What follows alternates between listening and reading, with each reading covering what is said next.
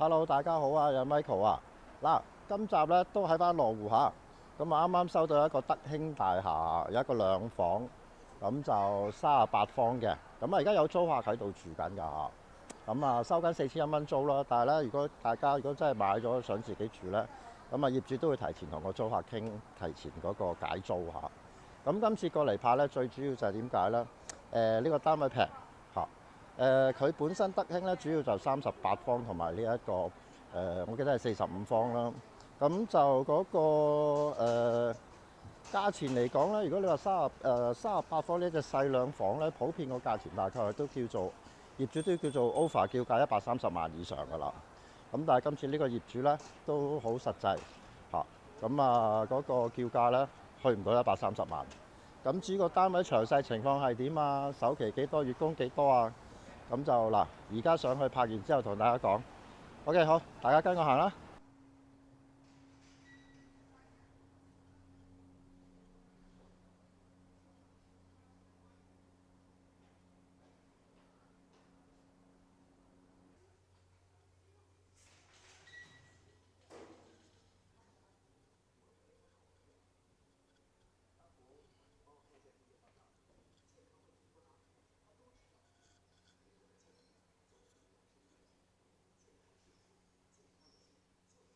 好啦，而家我哋咧就嚟到呢一個德興大廈今次呢一個單位嚇。嗱，呢個係一個38方單位啦。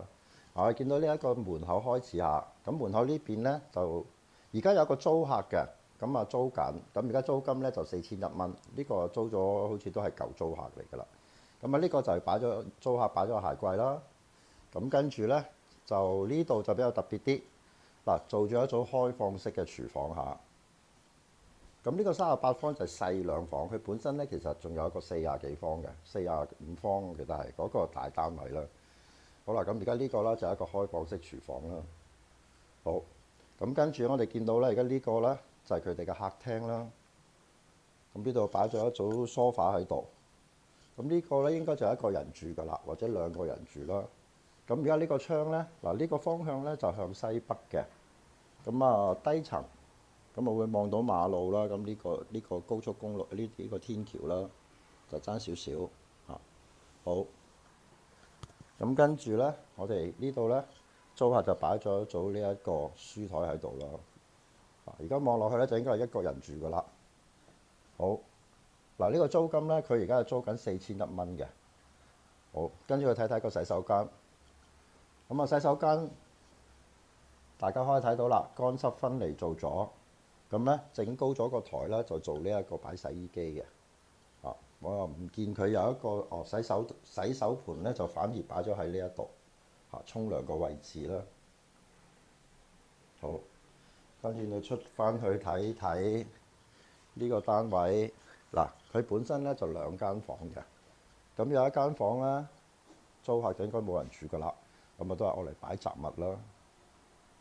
好，咁兩個窗啦，呢邊西北啦。咁呢個咧就應該就係西邊啦。好，咁跟住咧就有另外一間咧就房間。房間咧呢個位咧就應該係向南嘅。咁跟住呢邊呢個咧就向西邊嘅。而家擺咗組46尺床，咁咧跟住一個衣櫃咁樣。好，嗱，究竟呢個單位究竟幾多錢啊？咁樣咧？嗱，因為有租客喺度就唔係好方便，而家佢喺門口等緊，咁所以咧我一陣揾個地方咧坐低同大家講啦。好，我哋轉頭見啦。OK 嗱，咁多位嗱，頭先咧帶大家睇咗呢一個德興大廈啦，一個38方嘅呢一個兩房啦。價錢幾多咧？大家都會比較關心啦嚇。業主而家叫價咧就128萬，咁就首期咧就19萬啦。咁就佢可以做25年嘅按揭嘅。如果25年按揭咧，就應該係5245蚊啦。5245啦，應該係嚇。咁就嗰個而家咧，業主係嗰個單位咧係租緊俾一個租客嘅。咁呢個租客都聽業主講都住咗唔止1年啦，都有2、3年啦。係一個單身啦，後生仔啦嚇。咁而家個租金咧租緊4100蚊嘅。嗰個如果你話拆翻開嚟計咧，差唔多1年大概係5萬蚊左右到嘅呢呢一個租金啦。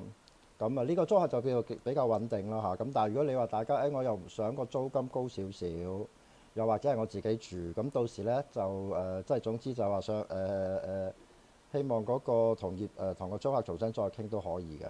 因為目前嚟講呢，就基本上呢，就嗰個如果呢一個德興嘅兩房啦嚇，38方呢，如果你話而家嘅租金呢，大概4500蚊左右度啦。咁亦都視乎翻入邊嘅家私啊，或者係家電啊，或者係點樣，咁就可能會再高200-300蚊咁上下啦。咁而家呢個4100蚊係舊租約嚟㗎嚇。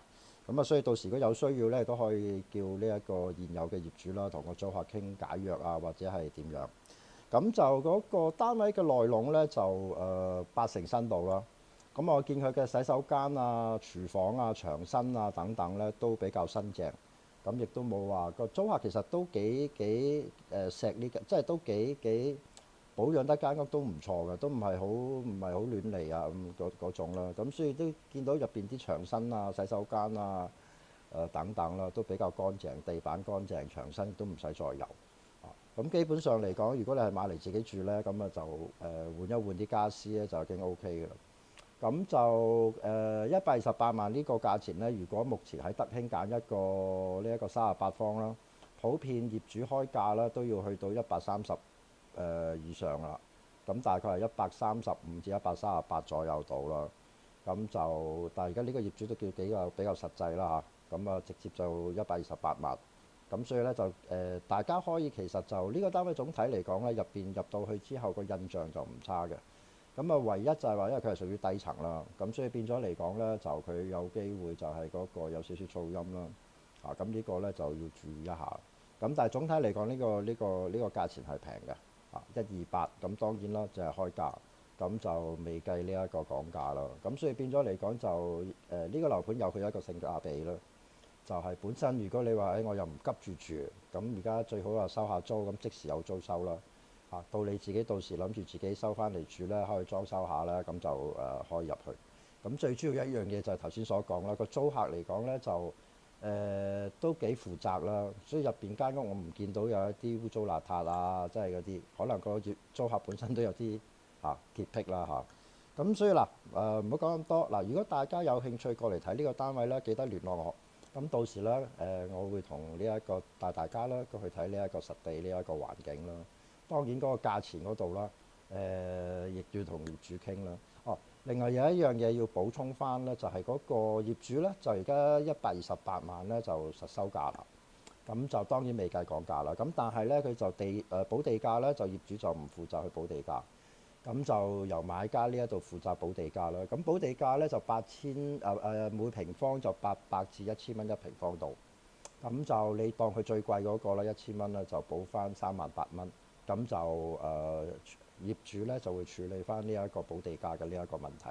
咁啊再續期啦，續到2051年啦嚇。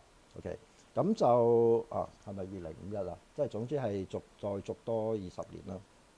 咁就佢本身呢個樓應該我冇記錯係2031年到期，咁就可以再續多20年，2051嚇。OK，好嗱。咁如果大家有興趣的話呢，盡快聯絡我啦。咁到時呢，我會親自帶大家過嚟啦。